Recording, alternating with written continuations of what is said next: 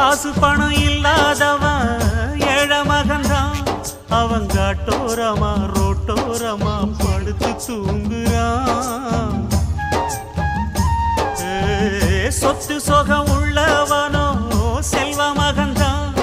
அவன் பஞ்சு மெத்த போட்டிருந்தும் முழிச்சு ஏங்குறான்.